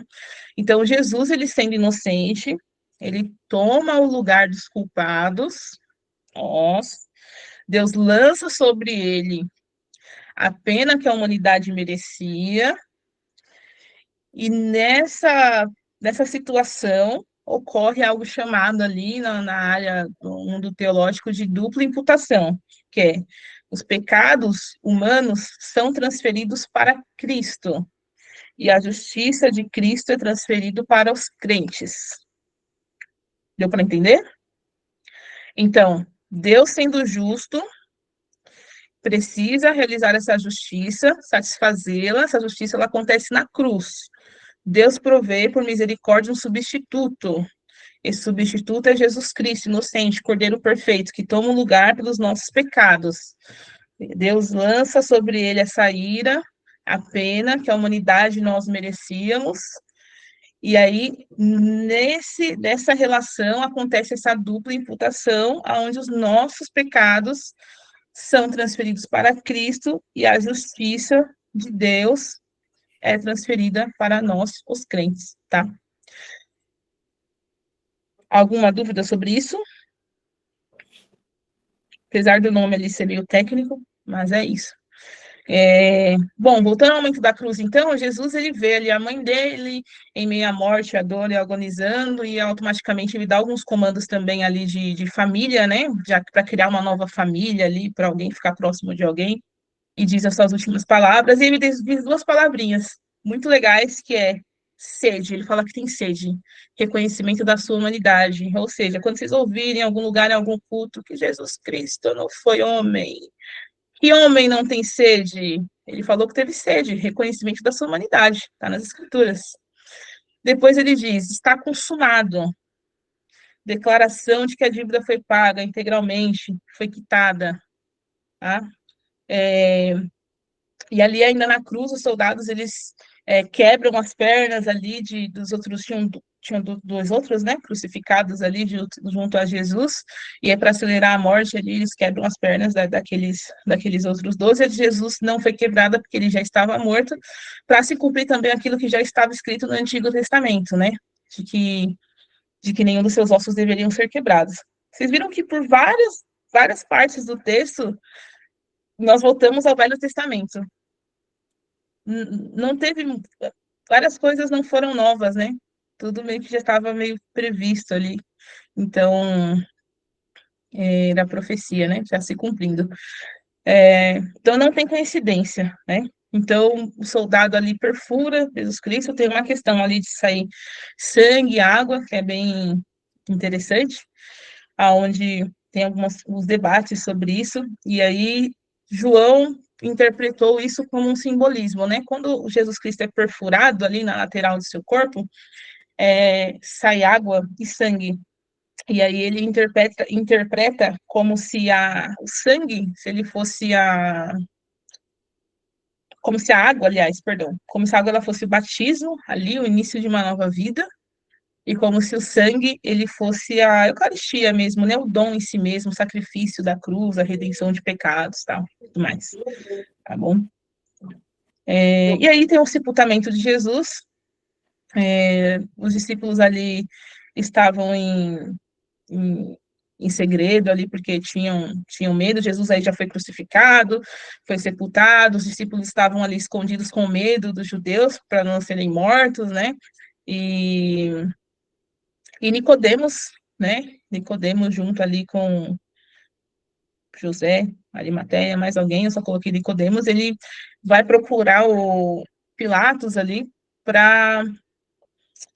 Ele leva ali 30 quilos, 35 quilos de mirra e aloés, acho que assim se pronuncia, aloés, que era uma quantidade ali de óleo ali para um rei, né? Então, o fato de ele ter pegado essa quantidade foi basicamente uma declaração, um testemunho que ele teve, que ele reconheceu Jesus Cristo ali após a morte dele. Então, Jesus acabou transformando, né, Nicodemos, que tanto se escondeu quando Jesus Cristo estava vivo, através da morte dele, o medo deles ali se tornaram irrelevante naquele momento, diante da grandeza de tudo que eles viram, acabou que a fé deles se solidificaram ali após a morte de Cristo, né? Então teve um grande significado aí, a quantidade que eles levaram desse óleo aí tinha um significado muito importante na época. Então, toda a crueldade, toda a tragédia humana, enfim, toda essa questão política, havia uma ordem divina, tudo estava tendo um desenrolar ali, um propósito, e as profecias estavam se cumprindo em todos os detalhes, o plano de redenção ali sendo executado, e tinha essa tensão de injustiça, aparentemente era uma injustiça visível, mas, no fundo, estava ocorrendo uma justiça invisível, né, que é o que dava todo o poder do evento aí. Então, aparentemente era o fim, Jesus foi crucificado, Mas lá na camada mais profunda, era só o começo, a consumação, a conclusão de uma missão para que ele veio preparado, e era o que ia dar origem à vida aí posterior. Então, aparentemente, o que era a maior derrota, na verdade, era a maior vitória. Dúvidas, complementos?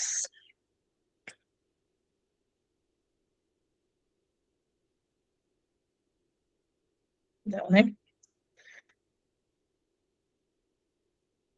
Tá. Vamos lá, então, gente. Aqui, capítulo 20, é a ressurreição de Jesus. Então, aqui, Jesus foi crucificado, e aí, essa imagem aqui eu trouxe Maria Madalena, uma pessoa que foi bem representativa ali nas escrituras. E Maria Madalena, ela vai então ali até o túmulo, né, depois de todo o ocorrido, e ela vê a pedra do túmulo removida, né, e ela fica em pânico, sai correndo, avisa Simão, Pedro, né, no caso, Simão, Pedro, João e os discípulos, e aí todos eles os dois vão correndo lá para ver o que aconteceu, e Pedro chega a entrar dentro ali daquele túmulo, e aí ele vê que tem os panos ali de Jesus, de alguns panos ali no chão, mas tinha alguns paninhos dobrados ali, próximo onde Jesus estaria deitado, de uma forma muito organizada. Então ele já entende-se ali que não se trata de um roubo, de um furto de um corpo, né? Naquele momento, as escrituras dizem que João viu e creu. Então, João ele teve vários processos com Cristo ali, fisicamente ao lado dele, mas foi naquele momento que parece que ele entendeu sobre a ressurreição, parece que foi naquele momento que a fé dele nasceu ali, de uma forma mais completa, nasceu de uma evidência. Ali teve algo extraordinário. E o texto fala, ele viu e ele creu. Mas vocês lendo ali tem um contexto mais complexo. Maria Madalena, enquanto isso, fica lá fora sozinha, chorando, e eles saem dali, e eles vão embora, e ali Maria Madalena fica, e ela se inclina e fica chorando, e chega um certo momento que ela olha para dentro do túmulo e ela vê dois anjos, um na ponta, dois anjos ali dentro do túmulo, e logo depois ela vira e ela vê um outro homem que ela acha que é um jardineiro, alguém que pegou ali o corpo de Jesus, e ela fala, para onde você levou o meu Senhor? Traga-me de volta. E aí ele diz, Maria, Jesus diz, né? Ali a primeira aparição dele, ele fala Maria. Quando ele fala Maria, naquele momento ela já reconheceu a voz. E respondeu Rabone, que era mestre, né? Ela respondeu mestre, e ela ficou aliviada, ficou alegre, abraçou ali, tentou ficar com ele, e ele responde, não me detenhas, né? Ou seja, não me segure, né? E dá uma tarefa para ela, e fala, agora vá. Maria é uma pessoa que estava sofrendo muito pelo luto ali de Jesus, e naquele momento de luto, Deus torna ela uma nova mensageira, né? Uma mensageira de uma nova era. Então, ele fala para ela, vai e diga aos seus irmãos que eu vou subir para o meu pai, e vosso pai vou subir para o meu pai, para o vosso pai que é o meu Deus, e que será o vosso Deus. E ele está estabelecendo, né, uma relação de família, né, que por meio dele, a relação dos discípulos com Deus ali mudaria para sempre, que agora eles eram filho no mesmo sentido, de que ele é filho. E aí Maria vai e dá esse recado, e ela se torna uma pessoa, é considerada uma pessoa muito importante aí, porque ela foi a pessoa enviada com a notícia que redefiniu ali a realidade, né, basicamente. E ela ficou conhecida ali como a apóstola das apóstolas, né? E aí Jesus, mais tarde, naquele dia, os discípulos estavam reunidos ali com as portas trancadas, escondidos com medo dos judeus, ele reaparece entre eles, né? Num corpo físico que poderia ser tocado, mas tinha ali um novo conjunto de regras, mas era um corpo físico que estava ali, e aí ele fala, paz seja convosco, e para não acharem que ele era um fantasma ou algo do tipo, assim, né? De certa forma, eles eram seres humanos, eles tinham medos e receios também. Então, eles ficaram um pouco assim de imediato, mas essa paz seja convosco. logo trouxe uma alegria, substituiu o medo, e aí ele repetiu a palavra paz, e falou, né, assim como o Pai me enviou, assim eu vos envio. Já estabelecendo ali também um ato de fundação da igreja, né? E dizendo que o Espírito Santo, né, que ele sopraria ali, o Espírito Santo, né, recebendo o Espírito Santo, né, dando poder de capacitação divina, né, dando poder e capacitação divina para que eles pudessem continuar ali aquela missão.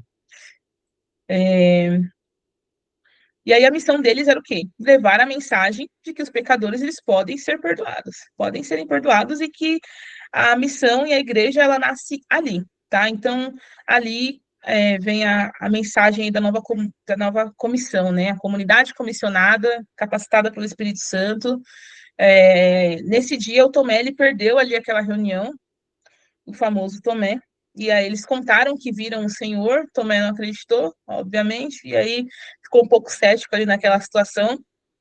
E Jesus, então, semanas após ali, reaparece novamente, mas aí com o Tomé presente, no mesmo local.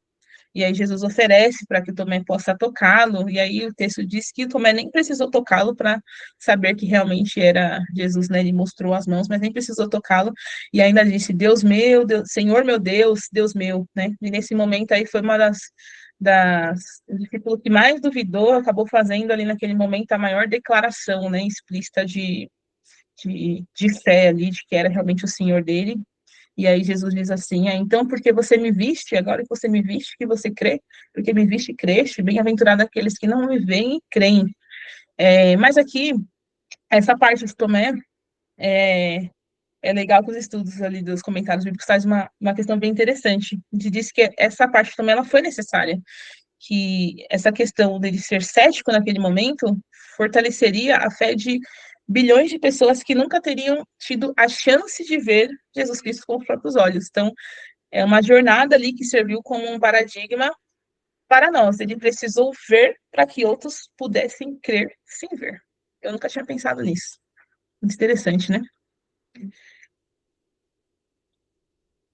Bom, então aqui, encerrando, acreditar na ressurreição, então, lembrando, não é o fim da história, é o começo, não é um fato para ser só acreditado, mas para ser vivido e compartilhado. E aí um versículo aqui, os últimos versículos na verdade, Jesus fez diante dos seus discípulos muitos outros sinais que não estão escritos neste livro, estes, porém, foram registrados para que vocês creiam que Jesus é o Cristo, o Filho, e para que crendo tenham vida em seu nome. Vamos para o último capítulo, algum complemento aqui?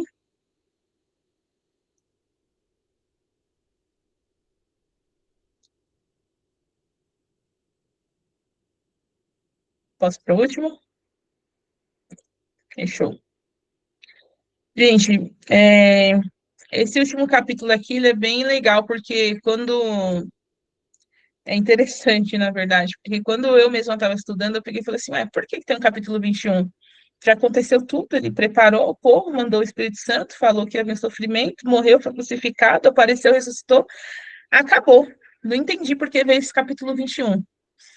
E ele traz uma surpresa. Então, esse capítulo 21, até coloquei ali entre aspas, como se fosse uma cena pós-créditos, né? E o retorno frustrado à pesca, porque ele é um capítulo que, aparentemente, quando você lê de início, você fala, não precisava disso. Jesus já ressuscitou, já acabou tudo ali, tudo lindo, maravilhoso, já se cumpriu. Então, aqui, ele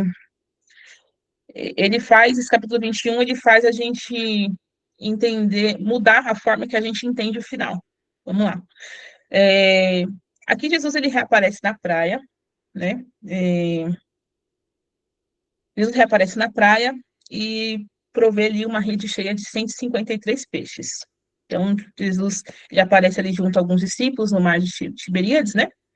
E enquanto nada acontecia, eles já passavam noites ali pescando e não pescavam nada, só rede vazia, bem distante, né? Jesus aparece, eles não reconhecem que é Jesus, e ele fala: lançai a rede na banda direita do barco. E aí eles olham sem reconhecer que é Jesus e lançam a rede, né? Então, vamos lançar, já estamos aqui, vamos lançar.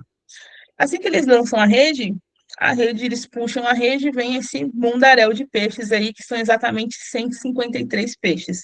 153 grandes peixes, né? Assim que trazem a tradução das escrituras. E muitos teólogos, enfim, muitas pessoas já tentaram, de certa forma, decifrar, achando que tinha algo místico nesse 153, algum significado miraculoso, algo assim do tipo, mas, na verdade, esse 153, ele é mais mesmo para deixar claro de que realmente ele é um dado mais jornalístico, para dizer que realmente foram 153. Eles pescavam, eles contavam todos os dias, existia ali testemunhas oculares, então esse é um dado de precisão. Ele traz autenticidade da situação que aconteceu. Para mostrar que eram 153 grandes peixes e que essa rede não se rasgou e que, de fato, aquilo aconteceu. Então, ele é mais um dado jornalístico mesmo, não tem nada espiritual aqui, tá? Nada muito diferente. Logo, depois, então, João ele acabou reconhecendo em seguida que era Jesus, né? E Pedro também depois acabou reconhecendo. Pedro não estava com as vestes ali adequadas e ele colocou o restante da sua roupa, nem esperou o pessoal direcionar o barco ali rumo à areia e já pulou na água e foi nadando em direção a Jesus. E quando chegou ali na areia, Jesus já estava preparando ali pão e peixe, já preparando ali o café da manhã deles, basicamente. E o texto diz que nenhum deles ousou perguntar ali quem é você. Eles sabiam que era um senhor, mas nenhum perguntou quem era ele. Aqui era a terceira aparição de Jesus, né? A primeira ali foi Jesus apareceu lá quando eles estavam reunidos, né? E 2 vezes depois apareceu aqui. Depois de ressuscitado. Então, nisso, Jesus vira para Pedro e Pedro pergunta. Jesus vira para Pedro e Jesus pergunta para ele: Pedro, tu me amas? E aí ele fala: sim, senhor, te amo. Então, apacente meus cordeiros. Maravilha. Depois Jesus pergunta de novo: Pedro, tu me amas? Sim, senhor, te amo. Então, apacente minhas ovelhas. Pedro, tu me amas pela terceira vez. Fala, senhor, tu sabes que eu amo. Você tá me perguntando isso. Ele já não gostou muito ali, ficou um pouquinho chateado com aquela pergunta. E ali, se a gente for observar, essa pergunta, ele repete a pergunta 3 vezes. O que aconteceu com Pedro 3 vezes lá atrás? Ele negou Cristo 3 vezes. Ao redor de uma fogueira. E aqui eles estavam ao redor de uma fogueira. Então, essa situação é como se fosse uma cena ali de acerto de contas, né? Pedro, ali na terceira pergunta, de certa forma, ele se lembrou ali da negação e questionou ali, né? Se Cristo realmente estava questionando, refletiu ali, se o texto dá a entender isso, né? Os estudos ali que ele estaria questionando a capacidade, né, dele de amar a Deus, tudo mais, mas ao mesmo tempo ele lembrou da situação da negação. Então, essa cena é uma cena de restauração. Lembra que Pedro, lá que teve a queda, ele seria restaurado lá na frente? Então, é aqui a parte onde vem a restauração de Pedro. Só que uma restauração pública. Então, na frente dos outros discípulos, para cada não, eu não conheço lá do passado, que Pedro negou, aqui ele era um sim, sim, Senhor, eu sei que eu amo. Então, aqui o perdão, aqui o livro quer trazer que o perdão ele não é uma declaração, não é só uma declaração, o perdão ele é um processo. E cada resposta de Pedro envolvia ali uma missão. Apacente as minhas ovelhas, apacente os pastorei meus cordeiros, enfim. Aqui Jesus não estava só perdoando ele, mas Jesus estava ali reempossando ele a uma missão anterior. Pedro ele falhou como líder, né? Mas ele não foi colocado de lado. Então aqui ele foi colocado como pastor restaurado e colocado como pastor responsável pelo bem mais precioso de Cristo, que eram as ovelhas dele. Né? Então, o fracasso de Pedro, não, aqui a lição quer trazer o quê? O fracasso dele não desqualificou, não. A graça o requalificou para uma tarefa ainda maior. Então, depois de toda essa montanha-russa que Pedro passou, essa montanha-russa emocional das negações, a conversa ficou um pouquinho mais tensa, porque aí Jesus ele já passou aqui para a profecia futura de Pedro, já falando ali da questão do chamado individual dele, né? Então, aqui, Jesus ele diz, quando você era mais jovem, você se vestia como queria e ia onde queria. Mas quando você for mais velho, você estenderá suas mãos e outro vai o vestir e outro levará aonde você não quer ir. Então, aqui, o ato dele falar da questão de estender as mãos já era uma questão esse eufemismo, né, que fala, né, da época, no caso, para a crucificação. Aqui o autor ele escreve que Jesus ele disse isso para indicar o tipo já de morte que Pedro já havia de sofrer ali, que seria uma morte que havia de glorificar Deus. Então, se a gente for ver lá já na tradição antiga da igreja, unânime em dizer que Pedro ele foi martirizado em Roma e ele foi crucificado de cabeça para baixo, né? E logo depois dessa profecia de morte, que ele traz essa profecia de morte para Pedro, vem a tarefa mais difícil de todas, que ele fala, siga-me. E aí o chamado para seguir Jesus até as últimas consequências, mesmo sabendo que estava esperando no final. Então, Jesus o restaura, reempossa Pedro na sua missão, já traz a profecia ali da sua morte e já traz a sua missão de siga-me.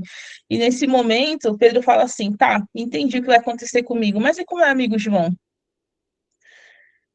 Aí, Jesus, nesse momento, ele basicamente, ele fala assim, o que tem você com isso, né? O que tem você com isso? Quanto a você, siga-me. Ou seja, foque naquilo que eu estou dando para você. Né? Quando ele fala, o que tem a ver você com isso? Ele queria saber o que ia acontecer com João. Mas Jesus ali não abre muito espaço para ele saber o que vai acontecer com o próximo dele. Ele fala, quanto a você, siga-me. Aqui é uma lição sobre o chamado individual de Pedro, né? Sobre o chamado individual de cada um. A gente pode pegar isso para a gente também. O plano de Deus que Deus tinha na vida de Pedro. Para ele não se distrair, para ele focar em obediência no caminho que Deus tinha escrito ali para ele, né? Então, acho que isso serve de reflexão para a gente também, né? Não que não vamos orar um pelos outros, tá, gente? Oraremos um pelos outros, com certeza. Sempre é bíblico, mas muitas das vezes a gente tem que tomar cuidado para a gente não ficar preocupada, muitas das vezes, com cada passo da caminhada dos que estão ao nosso redor e nos distrairmos ali realmente daquilo que Deus nos chama a fazer, do que Ele nos reserva, daquilo que Ele espera de nós, né? Parece uma lição fácil dizer, Jesus falar, siga-me e seguirmos, mas não é simples, porque é seguir apesar de todas as circunstâncias. Então, aqui,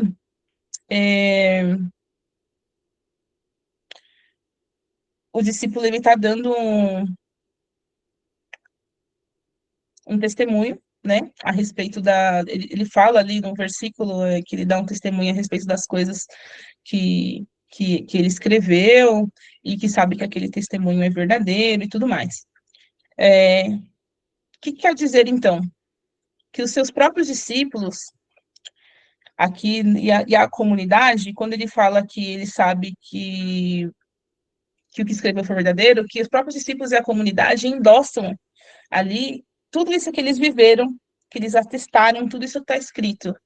Ou seja, tudo isso que o discípulo amado escreveu é a mais pura verdade. É como se fosse ali está autenticando. Tudo isso é real, tudo isso é verdadeiro. Nós vivemos e assinamos embaixo, tá? Então, finalizando aqui, esse capítulo, ele não é só um extra, ele é uma peça que faltava ali, onde pegou um herói caído, que era Pedro, não apenas o perdoou, transformou em um pastor fundamental da igreja, e essa é a prova de que o fracasso, por mais que feio que seja, ele não é o ponto final, mas aqui Jesus está mostrando a clara demonstração de graça na prática, né? A falha de Pedro, ela não foi uma falha que foi escondida, ela não ficou acobertada, ela foi uma falha que ela foi confrontada, ela foi curada, ela foi transformada. Então, Jesus ensinou, veio uma lição, e é uma lição, creio eu, que atemporal, que serve para todos nós, para focarmos, então, no nosso caminho, no nosso chamado, naquilo que Deus requer de nós, na nossa jornada, e que a nossa responsabilidade é simplesmente essa: ouvir e seguir a voz dele, ouvir e seguir o mandamento dele, que é: siga-me, simplesmente o seguir. É isso, gente. Acho que encerro por aqui. Alguém tem alguma dúvida?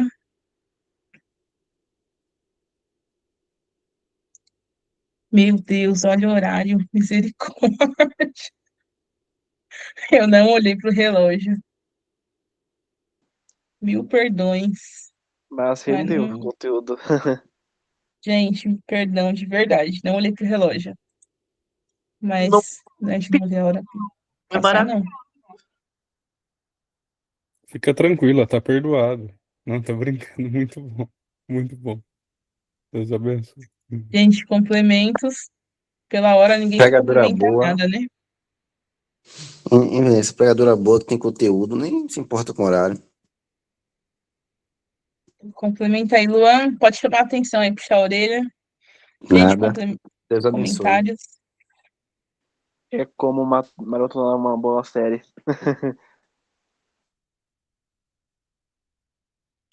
A gente complementa no grupo. Então. Deixa eu fazer uma pergunta só aqui, gente. Essa explicação, porque eu achei muito interessante, eu mesma não tinha me atentado ao sentido do capítulo 21. Vocês entenderam? Tipo, para vocês já fazia sentido? Teve algo de novo aqui?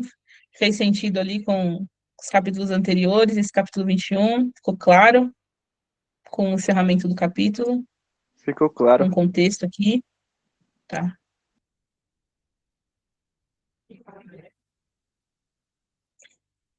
Tá bom, é isso então, gente. Deus abençoe pela paciência de vocês.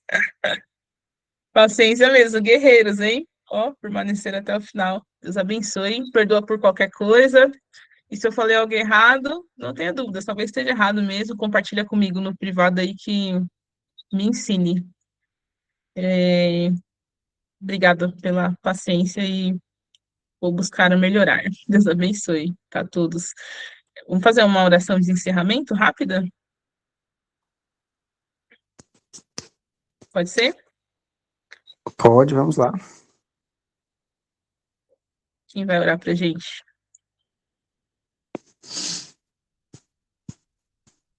Alguém se dispõe?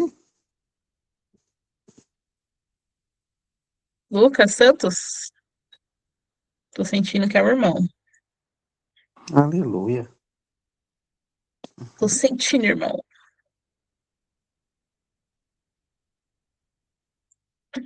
Ah lá, o irmão até saiu, hein? Meu Deus. Ficou quietinho.